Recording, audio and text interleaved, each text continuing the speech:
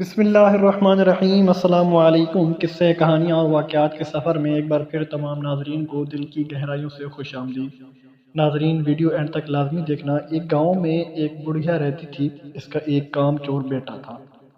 شیخی بکھارنے میں بہت ماہر تھا۔ اس کو شیخ چلی کے نام سے پکارا جاتا تھا۔ بڑھیا محنت مزدوری کر کے اپنا اور اپنے بیٹے کا پیٹ بھرتی تھی۔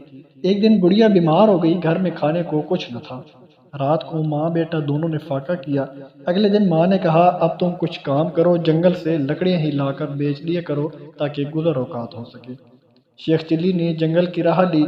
جو درخت اس کے راستے میں آتا وہ اس سے پوچھتا، میں تجھے کاٹ لوں یا نہیں؟ کسی درخت نے بھی اس کا جواب نہ دیا۔ شام ہونے کو تھی۔ شیخ چلی گھر واپس آنے کا ارادہ کر ہی رہا تھا کہ ایک درخت نظر آیا۔ اس نے پاس جا کر پوچھا، میں تجھے کاٹ لوں؟ درخت بولا، ہاں کاٹ لے، مگر ایک نصیحت کرتا ہوں، میری لکڑی سے پلنگ بنانا اور بادشاہ کے دربار میں لے جانا۔ اگر بادشاہ اس کی قیمت پوچھے تو کہنا کہ پہلے ایک دو راتیں اس پر سوئے، پھر اگر مناسب سمجھے تو خرید لے۔ شیخ چلی نے درخت کی ہدایت کے مطابق اس سے لکڑیاں کاٹ کر پلنگ تیار کیا اور بادشاہ کے دربار میں پہنچا۔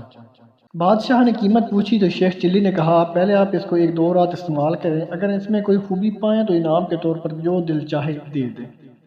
بادشاہ حیران ہوا اور شیخ چلی کے کہنے پر نوکروں کو حکم دیا کہ آج یہی پلنگ میرے کمرے میں بچھایا جائے۔ رات ہوئی، بادشاہ اسی پلنگ پر سویا تو آدھی رات کو پلنگ کا ایک پایا بولا، آج بادشاہ کی جان خطرے میں ہے۔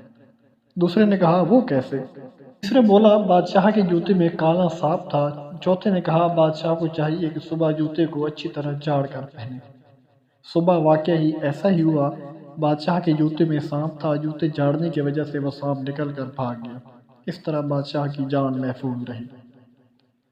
دوسری رات جب بادشاہ سویا تو پھر پایوں نے باتیں شروع کی۔ ایک بولا کہ تم پلنگ کو سنبھالے رکھو، میں کچھ خبریں جمع کر لوں۔ تینوں پایوں نے پلنگ کو تھامے رکھا۔ چوتھا واپس آیا تو اس نے خبر سنائی کہ بادشاہ کا وزیر سازش کر کے بادشاہ کو ختم کرنے کے بارے میں سوچ رہا ہے۔ پھر دوسرا پایا گیا اور خبر لایا کہ بادشاہ کی بیوی وزیر سے مل کر بادشاہ کو زہر دینا چاہتی ہے۔ تیسرے پائے نے تجویز پیش کی کہ بادشاہ کو چاہیے کہ وزیر کو مروا دے۔ چوتھا پایا گیا اور یہ خبر لایا کہ بادشاہ کو جو دودھ صبح پینے کو دیا جائے گا اس میں زہر ہوگا۔ بادشاہ یہ سب کچھ سن رہا تھا۔ صبح اٹھ کر جب اسے دودھ دیا گیا تو اس نے یہ پیا بلکہ ایک بلی کو پلا دیا۔ بلی اسے پیتے ہی مر گئی۔ اس سے بادشاہ کو پتہ چل گیا کہ اس کا وزیر اور بیوی دونوں مل کر اس کی زندگی ختم کرنا چاہتے ہیں۔ بادشاہ نے وزیر کو برطرف کر دیا اور ملکہ کو محل سے رخصت کر دیا۔ بادشاہ نے شیخ چلی کو بلایا اور بہت انعام دیا۔ بادشاہ کے دربار میں اس کی عزت ہونے لگی اور دونوں ماں بیٹا بڑے آرام کی زندگی بسر کرنے لگے۔